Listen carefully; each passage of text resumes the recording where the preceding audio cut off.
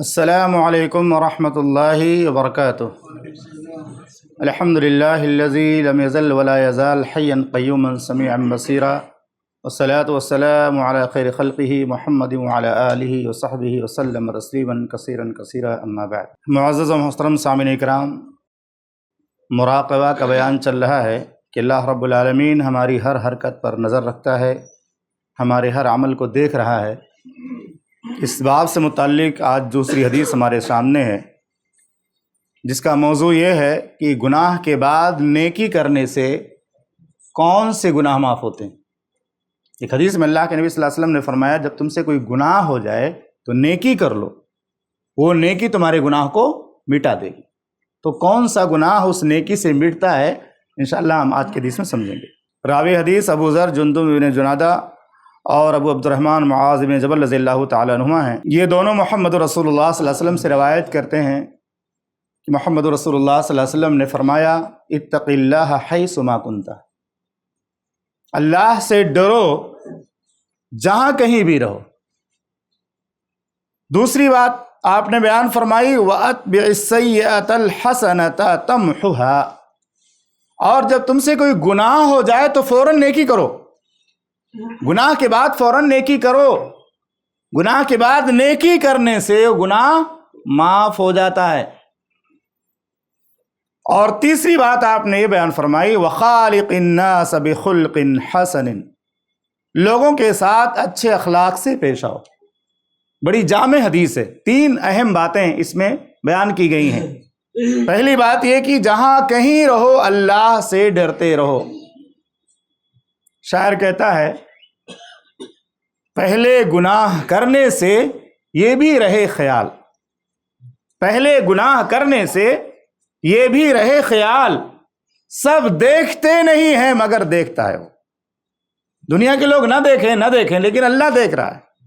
اللہ کے نبی صلی اللہ علیہ وسلم نے تقویٰ کی تعلیم دی، جہاں کہیں بھی رہو اللہ سے ڈرو، یعنی کوئی تم کو دیکھ رہا ہو یا نہ دیکھ رہا ہو، وہی کام کرو جو اللہ کی نظر میں جائز ہے، اللہ جس کو پسند کرتا ہے۔ جہاں کہیں بھی رہو ان تمام کاموں سے بچو جن سے اللہ ناراض ہوتا ہے، چاہے تمہارے اس گناہ کو کوئی دیکھے چاہے کوئی نہ دیکھے۔ دوسری بات، وَأَتْبِعِ السَّيِّئَةَ الْحَسَنَةَ تَمْحُهَا، جب کوئی گناہ ہو جائے تو اس کے بعد نیکی کرو، وہ نیکی تمہارے اس گناہ کو مٹا دے گی۔ اور لوگوں کے ساتھ اچھے اخلاق سے پیش آؤ۔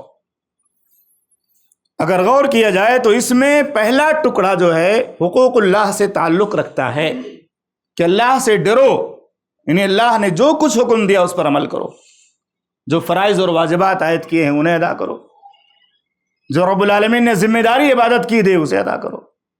اور دو جو ٹکڑے ہیں بعد والے، اس میں بھی دوسرے ٹکڑے کا تعلق حقوق اللہ سے بھی ہو سکتا ہے، حقوق العباد سے بھی ہو سکتا ہے، کیونکہ گناہ دونوں طرح کے ہوتے ہیں۔ کچھ گناہ ایسے ہوتے ہیں جن کا تعلق بندوں سے ہوتا ہے، ان کے حقوق کو غصب کرنے سے، حقوق مارنے سے ہوتا ہے، اور کچھ گناہ ایسے ہوتے ہیں جو اللہ سے اور بندوں سے متعلق ہوتے ہیں۔ اور تیسرا ٹکڑا مکمل حقوق العباد سے تعلق رکھتا ہے۔ اس حدیث سے پہلی بات یہ معلوم ہوئی کہ اللہ کے تمام بندوں کو چاہیے کہ وہ ہر وقت اللہ کے مراقبے پر یقین کامل رکھتے ہوئے ہر طرح کے گناہوں سے باز رہیں، اور ہر طرح کے فرائض اور واجبات کو مکمل اور مسلسل وفات تک ادا کرتے رہیں، اور اللہ سے اس کی توفیق بھی مانگیں۔ یہ ہر بندے کی ذمہ داری ہے کہ جب تک ہم زندہ رہیں اللہ کے مراقبے پر یقین ہو کہ اللہ دیکھ رہا ہے، اللہ حساب لے گا، اللہ ہماری ہر حرکت کو جانتا ہے، اور جو عبادتیں اللہ نے ہم پر فرض کی ہیں ہم انہیں ادا کریں، اور ادا کرنے کے لیے اللہ سے توفیق بھی مانگیں، کیونکہ اللہ کی توفیق کے بغیر ہم کچھ عبادت، کوئی بھی عبادت ادا نہیں کر سکتے۔ اللہ نے جو ہمیں نماز کی توفیق دی ہے اللہ کی توفیق ہے، اللہ کا فضل ہے، اس کی رحمت ہے، ہم نے نماز ادا کی۔ کتنے ہم خوش نصیب ہیں، ورنہ کتنے لوگ ہیں جو ہوٹلوں میں چوراہوں پر بیٹھے ہوئے جن کو نماز سے کوئی مطلب ہی نہیں ہے، وہ سوچتے رمضان آئے گا تو پھر دیکھا جائے گا، رمضان پتہ نہیں کس کو ملے گا، آئندہ نہیں ملے گا۔ تو اللہ رب العالمین کے مراقبے پر یقین ہونا چاہیے، اور جو عبادت ہو مسلسل ہو، وفات تک ہو، اور ہمیں اللہ سے اس کی توفیق بھی مانگنی چاہیے۔ دوسری بات یہ کہ یہ جو حدیث بیان کی گئی ہے، یہ جو حدیث میں اللہ کے نبی صلی اللہ علیہ وسلم نے بیان کیا ہے، گناہ کے بعد نیکی کرو، یہ اہم پوائنٹ، اس پر غور کیجیے گا۔ گناہ کے بعد نیکی کرو تو وہ نیکی گناہ کو مٹا دے گی، وہ ایسے گناہ کو مٹائے گی جو چھوٹے چھوٹے گناہ ہیں.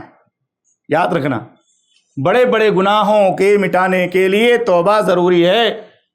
کبیرہ گناہ یا کبائر جو گناہ ہیں ان کے لیے اللہ کی بارگاہ میں توبہ کرنا ضروری ہے، اور جو حقوق العباد ہیں انہیں ادا کرنا ضروری ہے.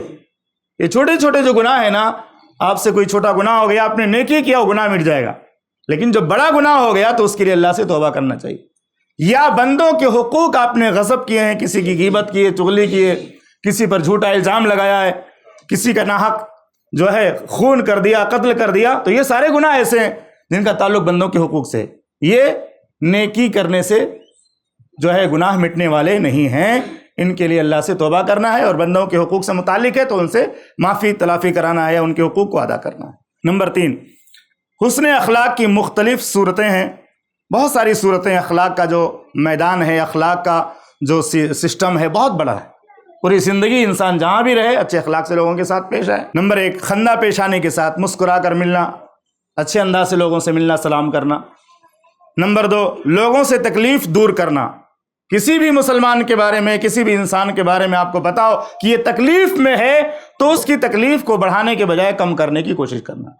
بیمار ہے تو اس کو تسلی دینا، مقروض ہے تو اس کی قرض کی ادائیگی کے اسباب کے لیے کچھ کوشش کرنا.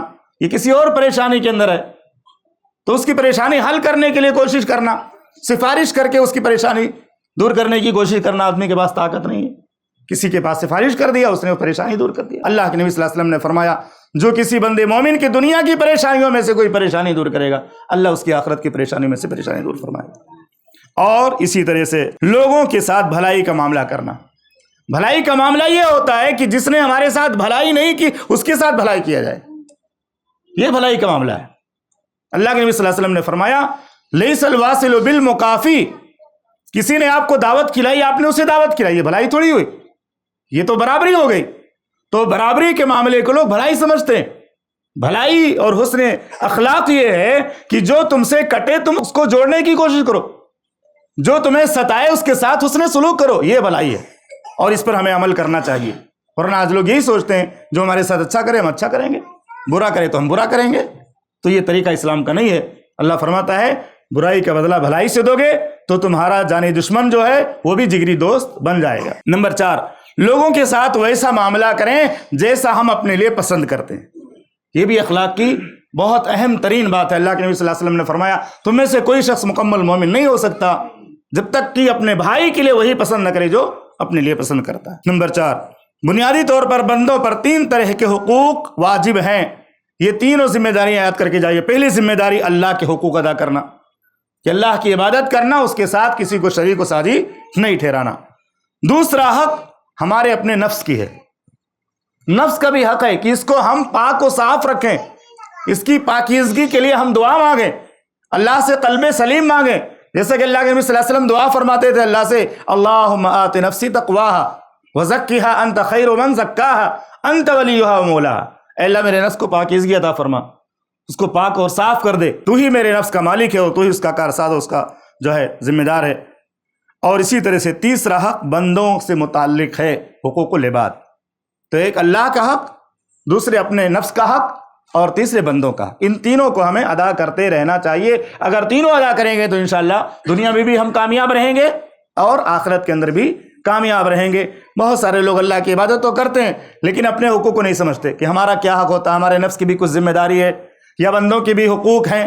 تو تینوں کو ادا کرنا ضروری ہے. اللہ کے حقوق کو بھی ادا کرنا ضروری ہے، اپنے نفس کے حقوق کو ادا کرنا یعنی اسے جہنم سے بچانا، اس کو پاک صاف کرنا، گناہوں سے دور رکھنا، اور لوگوں کے ساتھ اچھا سلوک کرنا. اللہ سے دعا ہے کہ رب العالمین ہمیں اسلام کی مطابق زندگی گزارنے کی توفیق عطا فرما، ایمان کے ساتھ موت نصیب فرما. آمین. صلی اللہ علیہ نبی کریم. السلام.